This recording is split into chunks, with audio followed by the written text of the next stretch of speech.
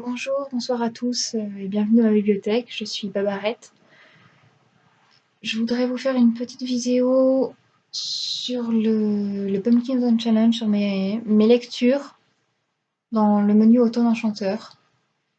Mais avant de parler de littérature, j'aimerais rendre un hommage à un jeune étudiant. Il s'appelle Anas, il a 22 ans. Il y a une semaine, il, il a il s'est immolé par le feu devant un bâtiment universitaire, devant le Crous de Lyon, pour dénoncer la précarité immense dans laquelle il vivait, dans laquelle d'autres étudiants, et pas seulement des étudiants d'ailleurs, vivent. Et il a fait ça par désespoir et en même temps comme geste de lutte. Et ce qui m'attriste, c'est que des gens en arrivent là, et ce qui me dégoûte, et ce qui me met en colère, profondément en colère, c'est que ça se fasse dans l'indifférence et même le mépris. Un mépris généralisé vis-à-vis de, de cet acte désespéré. Et ça me dégoûte. Vraiment. Donc j'aimerais, avec le peu que je peux faire, au moins rendre hommage à ce garçon, à ce jeune homme, et, et le dire. Je suis pas d'accord. Je suis pas d'accord pour qu'il y ait des gens qui meurent de pauvreté. Ça me, ça me semble scandaleux. Ça me semble vraiment scandaleux. Donc maintenant, je vais essayer de parler de choses un peu plus légères. Mais je tenais à commencer par ça. Donc je vais vous parler de mes petites lectures. Et alors ici, vous ne voyez pas parce que les titres sont à l'envers, bien sûr. On va mettre ça comme ça. Donc j'ai lu pas mal de choses. Comme vous voyez, il y a de tout. Il n'y a pas le focus. Donc vous voyez pas. Il y a pas mal de choses. Principalement des classiques, mais aussi du graphique et un contemporain. Un roman contemporain. Parce que les BD sont contemporaines aussi. Je vais commencer par... Et ce qui est bien, c'est qu'il y a beaucoup de lectures positives, de bonnes lectures qui m'ont fait du bien, qui étaient très belles. Et donc, pour la plupart, je vous les recommande fortement. Alors, la première, donc je fais dans l'ordre de ce que j'ai sous la main. La première lecture, donc pour un thème de voyage, dans la catégorie Mon voisin le Kodama. J'en ai plusieurs là-dedans. J'ai Sur la route de Kerouac. Et alors vraiment, ce roman est magnifique. C'est la lecture du paysage américain, donc comme le précise le titre, c'est un roman de la route, c'est un voyage en voiture à travers tous les paysages américains par deux jeunes, donc c'est un roman de la Beat Generation. Et c'est beau, quoi. Il faudrait que je le lise en anglais pour me rendre compte encore plus de la beauté du texte, mais c'est absolument magnifique. J'avais repéré une citation, mais je la retrouve plus, où Kerouac explique qu'il avait pris un livre et que finalement il n'a pas lu le livre parce qu'il a préféré lire le paysage américain. Et cette image-là, ça m'a transportée littéralement. Et ça va peut-être finir par me transporter vraiment littéralement parce que ce livre-là, il m'a donné envie de prendre un billet d'avion et d'aller filer faire sillonner l'Amérique dans une voiture alors que je déteste l'avion, que je déteste la voiture. Et que les États-Unis, c'était pas forcément un pays où j'avais envie d'aller en ce moment. Donc vraiment réussir à me faire tomber amoureuse de la route américaine, il fallait y arriver. Et je vous recommande vraiment, vraiment ce roman.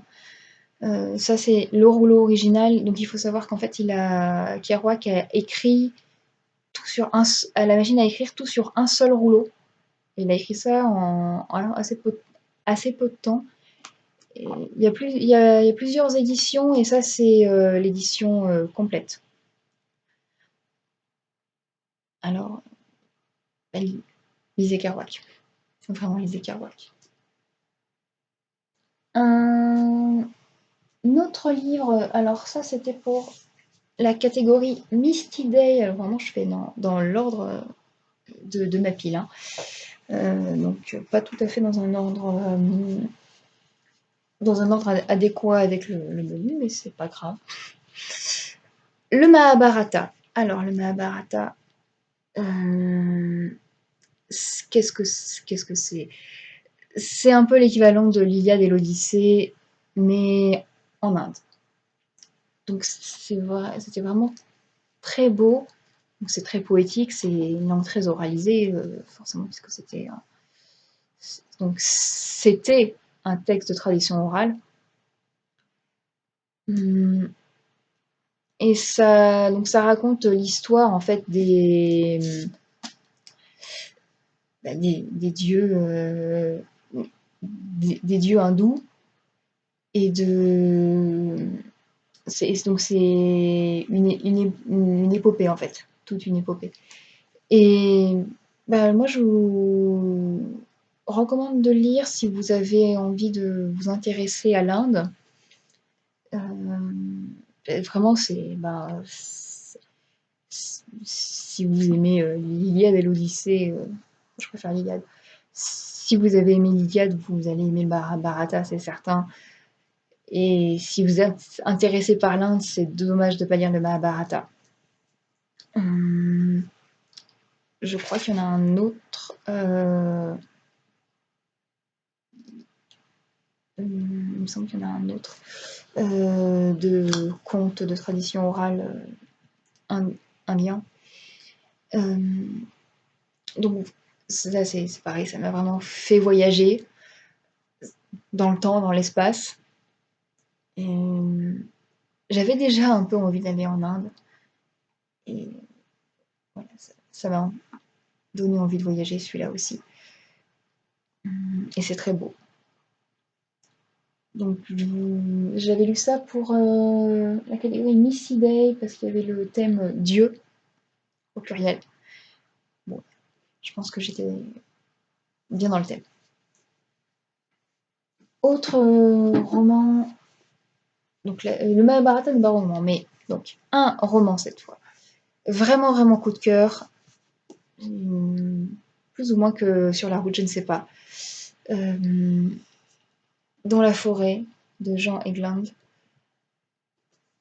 C'est beau, c'est juste beau. Je sais pas trop comment vous dire ça. Donc c'est l'histoire de deux jeunes filles qui vivent dans la forêt, seules, dans une maison au milieu de la forêt, seules, et c'est à la fois un univers un peu post-apocalyptique, on ne sait pas ce qui s'est passé, on sait juste qu'elles sont seules dans la forêt et qu'il y a eu quelque chose comme un effondrement. Et donc il y a à la fois, elles n'ont plus rien, mais elles, toutes les deux. Et c'est...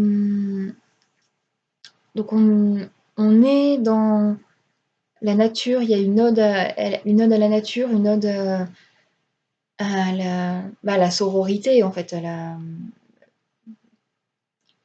au fait d'être deux sœurs. Il y a du féminisme dedans et de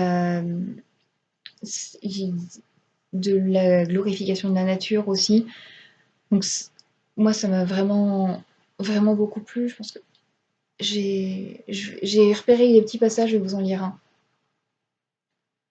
Une autre bougie meurt et le carrousel s'arrête. Dans la lumière déclinante des 3 dernières flammes, les bergers s'agenouillent tranquillement parmi les moutons. Les rois mages tiennent avec raideur leur présent dans leurs bras en bois, plus éloignés que jamais de leur but. Marie et Joseph sont debout, au garde à vous, de part et d'autre de l'enfant en bois. Les bougies faiblissent, en jetant un dernier éclat. L'ultime mèche tombe. La flamme s'évanouit. Noël est terminé. L'obscurité reprend possession de nous. Et voilà, tout ce roman, c'est à la fois une chute, il y a beaucoup de tristesse, mais ça montre aussi, peut-être quelque part, comment on peut retrouver l'espoir. Donc ça fera écho à ce que j'ai dit au début de ma vidéo, en fait, c'est il y a possibilité d'avoir de l'espoir dans... ici, c'est la sororité, mais donc, pour ce jeune homme, ce sera la fraternité, puisque ça se décline au féminin et au masculin. Donc, oui, de la beauté, de la tristesse, mais quand même de l'espoir. Et de la nature. Alors, vraiment, si vous avez un cadeau à faire à Noël, si vous avez un livre à découvrir, vraiment tentez-le, celui-là. Je suis pas sûre qu'on puisse ne pas l'aimer. Ça me paraît difficile. Mais je veux bien avoir des avis de gens qui l'ont pas aimé, hein. Ça serait enrichissant. Alors, encore autre chose. Donc, encore de la littérature américaine, encore de la Beat Generation, comme avec Kerouac, et là, c'est de la poésie féminine et féministe. Hop, Beach Attitude. C'est une anthologie de poèmes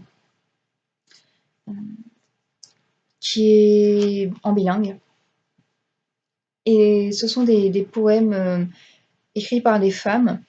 Donc ça parle de leur rapport au corps, de leur rapport de la façon dont elles utilisent leur corps comme message de liberté. Donc, par exemple, entre autres, de l'utilisation du langage aussi comme expression d'amour de la vie. Et c'est vraiment émouvant, et donc le fait que ce soit en bilingue, c'est très bien, parce que je pense pas être assez bonne en anglais pour vraiment tout percevoir dans le texte anglais, mais il me semble que en poésie, en tout cas, c'est nécessaire pour entendre la mélodie du texte. Donc, si jamais vous avez envie de découvrir un peu de poésie américaine, moi-même, je connaissais pas. Je pense que c'est pas mal de découvrir ça. Et si vous avez envie de lire de la poésie écrite par des femmes, je vous conseille bien Beach Attitude. C'était vraiment... J'ai pas eu de déception dans ma pile, en fait. Voilà, donc j'en ai un peu moins parlé, parce que c'est une lecture qui date d'il y a assez longtemps, donc je me souviens pas de tout. Mais je la relirai avec plaisir, vraiment. Alors, ça c'était pour, la catégorie Done by the Sale Garden, puisqu'il fallait lire de la poésie, ou du romanesque, ou de la romance, ou du gothique. Moi j'ai choisi de lire de la poésie, parce que je suis une amoureuse de poésie. Et maintenant, on passe au graphique. Peut-être qu'il y a des gens qui sont fans que de graphique. J'aurais peut-être dû effectivement commencer la vidéo par là. Euh, tant pis, c'est fait. Peut-être que ça vous aura fait découvrir d'autres choses. Donc, allons-y pour le graphique. Alors, sans doute beaucoup d'entre vous connaissent les crocodiles. Donc là, sont toujours là. Alors, vous connaissez sans doute le blog Les Crocodiles qui dénonce le harcèlement sexuel, les violences sexuelles avec des crocodiles. Donc les hommes sont dessinés en crocodile. Il y a eu beaucoup de controverses là-dessus, sur le fait que oui, mais not all men, n'est-ce pas? Mais évidemment que non, non, oui, tous les hommes ne sont pas comme ça, ne sont pas des harceleurs. Sauf que, et c'est pour ça que c'est intéressant de les dessiner tous en crocodile, c'est parce que c'est la perception de, la femme qui est victime de harcèlement sexuel en fait. Et qui voit malheureusement l'autre comme un potentiel oppresseur. Et même celui qui se veut aidant, parfois se fait oppresseur, euh, sans forcément, sans forcément songer à mal, mais c'est bien de montrer qu'il y a des agissements, des façons de faire, même chez ceux qui se veulent être aidants, qui sont à bannir. Et aussi c'est montrer à quel point la violence qu'on peut subir en tant que femme, ça bouleverse aussi notre perception des choses. Parce que finalement, quand on croise quelqu'un dans la rue, on sait jamais si on sait jamais ce qui peut arriver. Et on, même notre copain, celui en qui on a confiance, eh ben on sait pas, ça, ça, ça peut arriver qu'il y ait des comportements inappropriés, voire plus que ça. Donc finalement c'est un peu, je comprends pas pourquoi ça fait tant polémique, parce que quand Art Spiegelman dans Maus dessine les Allemands en chat et les Polonais en cochon, c'est pour montrer la perception qu'ont la perception qu'ont les personnages des autres. C'est pas une attaque anonyme contre l'ensemble et la totalité des individus, c'est pour montrer que c'est systémique. Voilà, c'est ça qui est important à dire, c'est montrer que c'est systémique. Et donc les crocodiles, moi je pense que c'est important de le lire, parce que ça montre vraiment une réalité qui est trop souvent niée. Donc ça c'était pour la catégorie Prenez garde aux souliers pointus, puisqu'on ça faisait parler de féminisme. Et il me semble bien que c'est une BD féministe.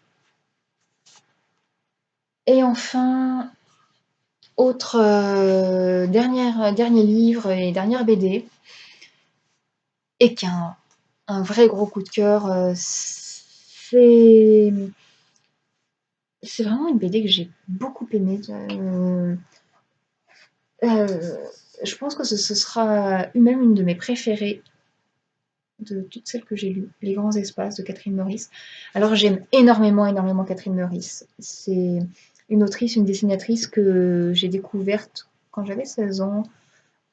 Elle avait fait une BD qui s'appelle Mes Hommes de Lettres, que je vous recommande beaucoup, parce qu'elle est vraiment très drôle.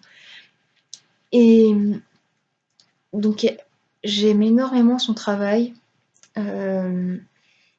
Et dans ce travail-là, elle parle à la fois... En fait, c'est les feuilles, les pages des livres et les feuilles des arbres. Je ne saurais pas trop comment vous réunir ça autrement. C'est à la fois une ode aux grands espaces, à la nature, aux arbres, aux fleurs, à la campagne, et une ode à la littérature. Donc ça lie beaucoup les deux. Et donc c'est beau. Attendez, je vous montre un dessin. Enfin, c'est beau et c'est touchant et même c'est drôle. Enfin, à un moment donné, il y a pardon, un passage qui m'a bien fait rire, où la petite Catherine, enfant, demande à sa mère: «Mais maman, qui c'est cette Ségolène Royal? Et elle sert à quoi?» Et la mère lui répond: «Ah ben, elle a inventé le festival du fromage de chèvre». C'est assez drôle parce que ça, en gros, ça veut dire, bah, elle sert à rien et et c'était une petite pointe moqueuse qui m'a fait rire, qui m'a vraiment fait rire. Et, et donc vraiment, moi, voilà, ça parle de l'art, ça parle de l'enfance, ça parle de la littérature, et ça fait le lien entre la littérature et la nature. Vraiment, c'est un très bel objet livre. Je me suis plongée dedans avec délice. C'est vraiment le mot. Je me suis délectée de cette lecture. Alors, donc, heureusement, heureusement que j'ai un bilan de lecture positif. Ça, la littérature, ça peut mettre du baume au cœur. Et, et donc, je vais terminer cette vidéo juste en... Voilà, donc deux choses. Faites... N'hésitez pas à découvrir toujours de nouvelles lectures. J'espère que je vous ai donné envie de lire. Mais j'espère aussi que, je vous, que je vous ai donné envie de penser à... Quand même, parce que ça reste très important, de penser à ces personnes qui peuvent pas, qui n'ont pas le loisir de, d'avoir ce plaisir-là de lire et de penser que de ça, il y a quelqu'un il n'y a pas longtemps qui en est mort. Enfin, non, il n'est pas mort, pardon. Il est brûlé à 90%. Il y a d'autres gens qui en meurent, et là, il est brûlé à 90%. Qu'est-ce qui va s'en sortir? Honnêtement, je sais pas.